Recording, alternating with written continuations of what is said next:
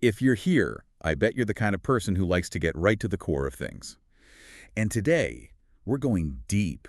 We're talking about Iqtisaduna, or Economics, by Sayyid Mohammed Bakir al-Sadr. Published back in the early 60s. Right, early 60s. And it's really become like one of the most important books in Islamic economics. Absolutely. It's foundational, really lays out a vision for a totally distinct Islamic economic system, one that's built on Islamic values. And justice is a huge part of that. Okay, so al-Sadr is writing this in the 60s. Marxism and capitalism, those are the big ideologies of the day. Exactly. It was really this moment where, these two systems were presented as the only options.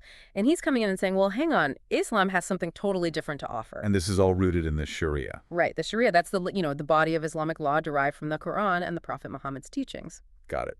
And worth noting, al-Sadr, he wasn't just like some random guy. Oh, no, not at all. He was a leading Islamic scholar, really deeply knowledgeable in Islamic jurisprudence, philosophy, and that really comes through in how he approaches economics. So let's jump into the book.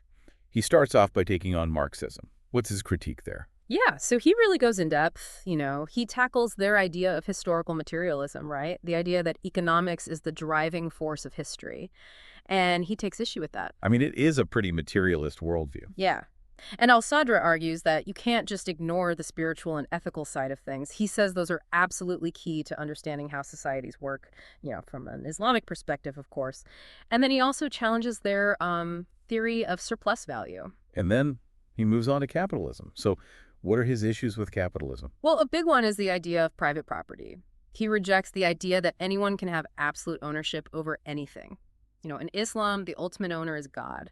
We're more like stewards. That makes sense. Yeah, and so that leads him to be pretty critical of free markets. The idea that if everyone just acts in their own self-interest, things will work out. He says, no, you need some limits. Otherwise, you get inequality. You get people neglecting the poor.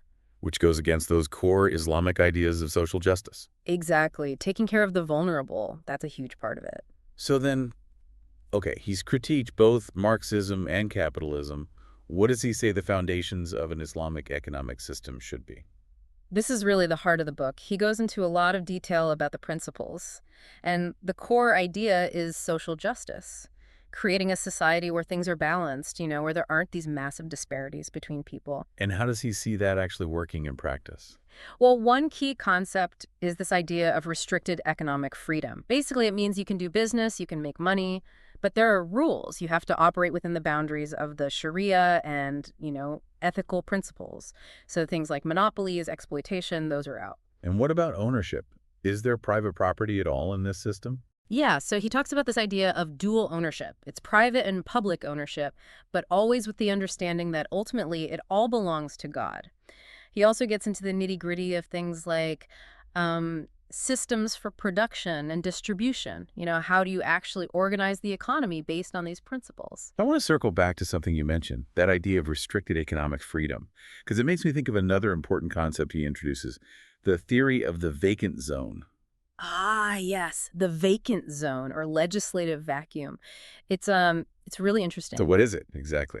Well, the Sharia, it's incredibly detailed, but it doesn't specifically cover every single possible economic scenario.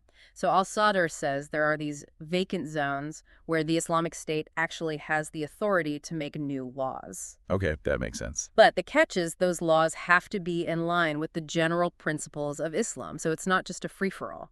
And how does wealth distribution fit into all of this? He talks about that a lot. He looks at it from two angles. First, how you distribute natural resources, and then how you distribute the wealth that's generated from economic activity. So like who gets what, basically? Exactly. And the key principle is justice, making sure resources and wealth are spread in a way that benefits everyone and promotes, social and economic well-being. It's all connected. Yeah. So what about the role of the state? How does that work in his model? The state has a big role to play. It's responsible for making sure the economy runs according to Islamic principles, but it's also about making sure there's social justice, providing social security, making sure everyone has opportunities, supporting those in need. And of course, it plays that role in filling in those vacant zones we talked about, regulating things where the Sharia doesn't give specific guidelines.